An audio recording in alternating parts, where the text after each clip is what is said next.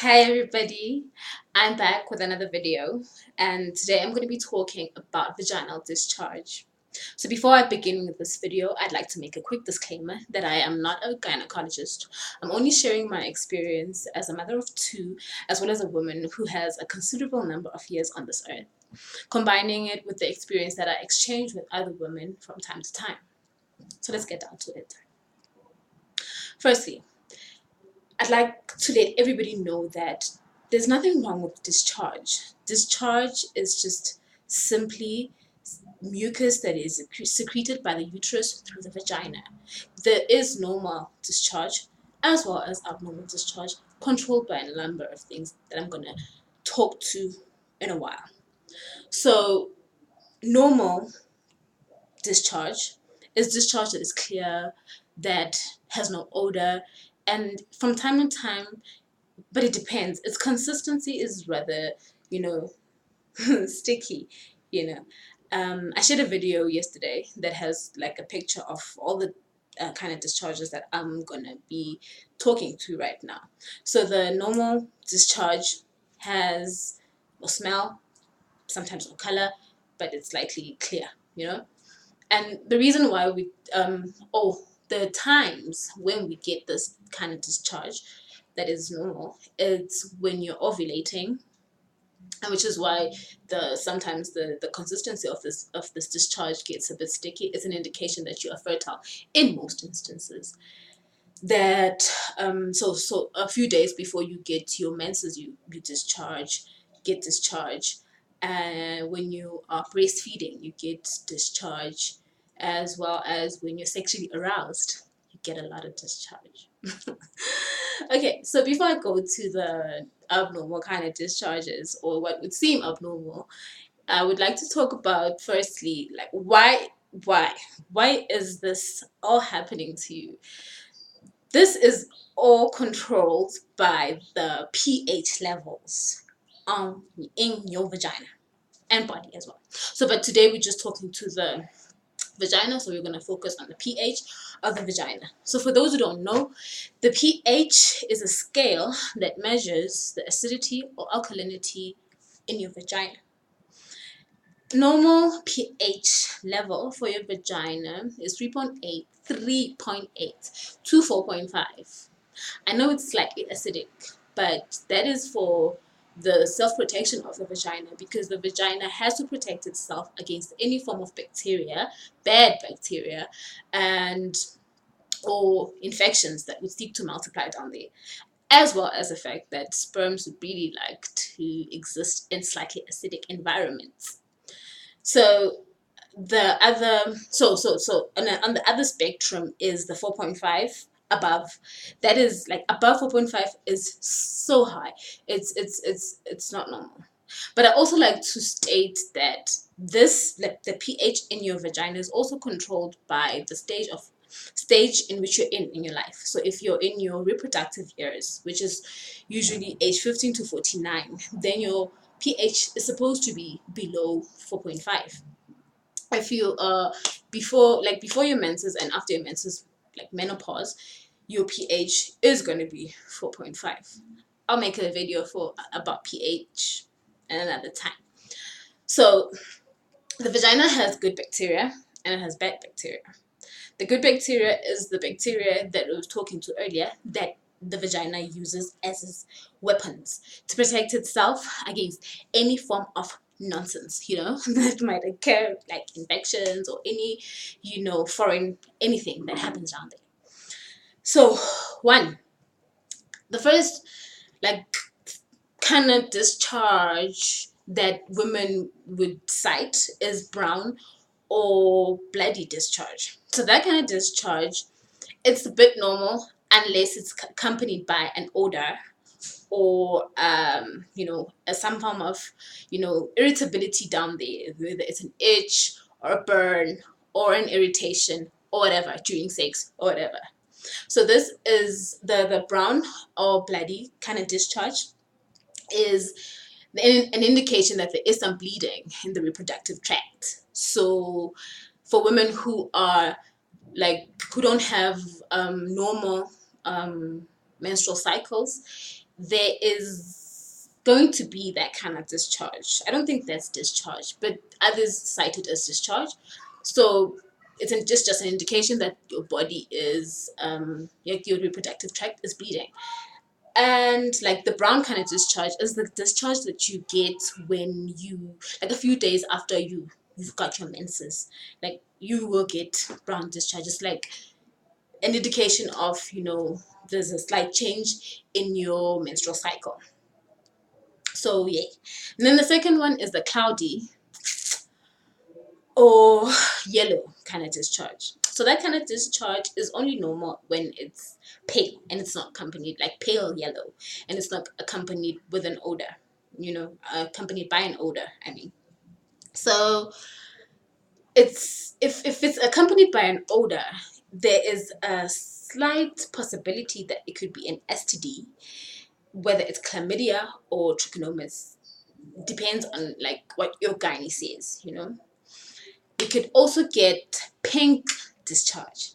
That is really healthy discharge, I think, because I'll explain it, but it's healthy, and it's healthy until it gets a smell, or it irritates you somehow. So the reason why you get pink discharge is because, like, for the first reason would be that it's like an implantation bleeding. So when the fertilized ovarian follicle, you know, just gets embedded on the uterine wall just before it goes into an embryo, you will experience some form of discomfort, and accompanied with the discomfort, which is you will experience as a cramp, it is going to secrete some form of slight reddish, which turns out as pink on your panty liner or your pad.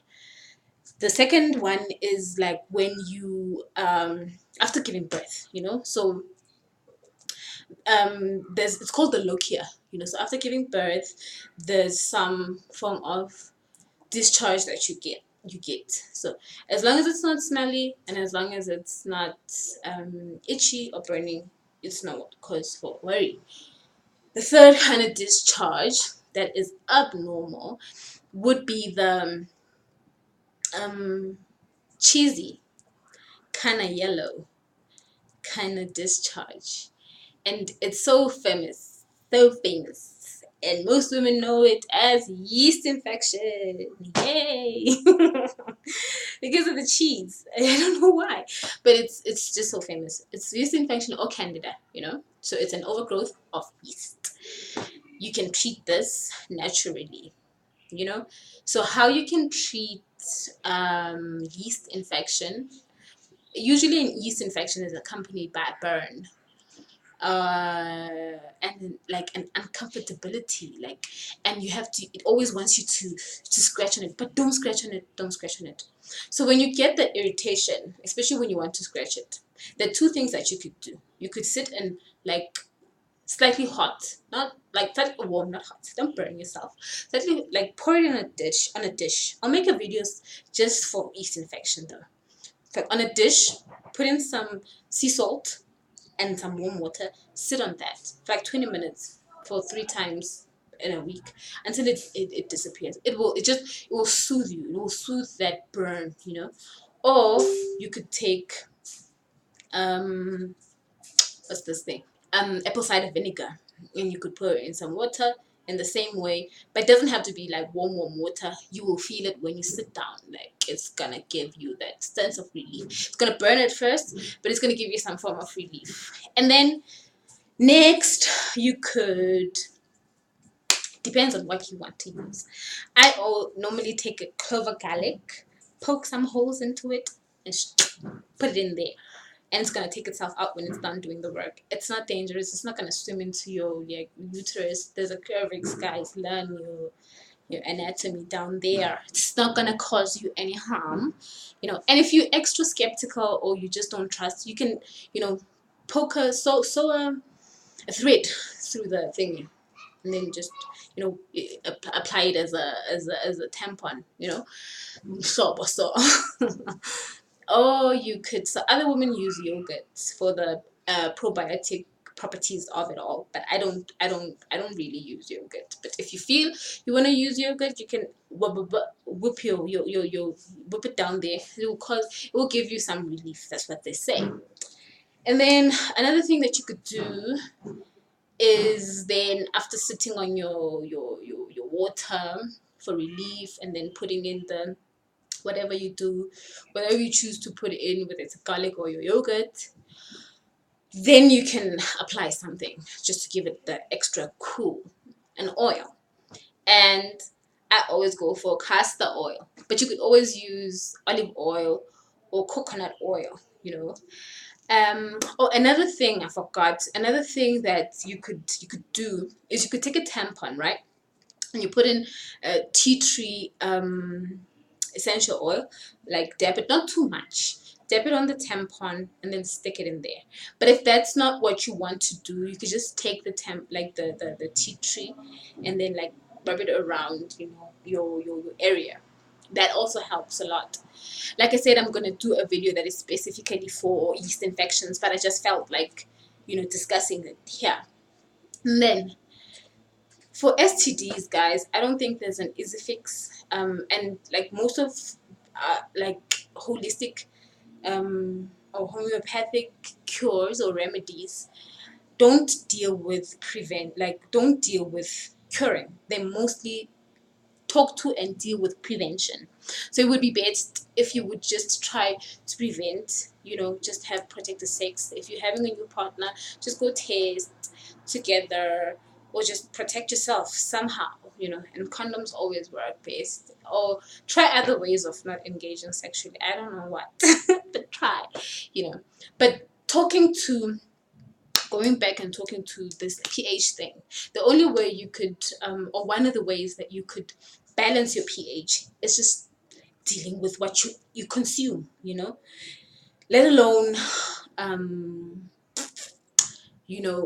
what you use to bathe, which is, it's a very contentious topic, but you don't really need to like rub down there. You don't really need to, just shoo. And if you experience a smell, just do the apple cider wash. It really does work with the smell as well. If your vagina smells some kind of offishness, and if you just want to like quick fix, just sit in like apple cider water. It will evaporate the smell very fast, I promise you. Don't wash down there. Don't douche. Please, ladies, don't douche. Please don't douche. That's all I'm gonna say. I know that other people who have got other opinions, but please don't douche. Okay, so the food intake, your water intake, drink as much water as possible. Like 2 of these a day, or 1.5 of these a day. So drink water. Drink your herbs, like fenugreek, like thyme, yes, like your what herb could you drink? Yeah, fenugreek, thyme, red carrot. Red carrot is the best. I don't know what I would be without red carrot in my life right now, guys. So red carrot helps with a number of things. The Rasta people, they know this. I knew this from my Rasta years. So yeah. Okay. And it also doesn't help to just slip in some African potato in there, like in the red carrot, just to give it that extra. So yeah, guys, this is my video, and I hope you thought my makeup was beautiful. But see you again next time. It was lovely, and yeah, take care of your wombs.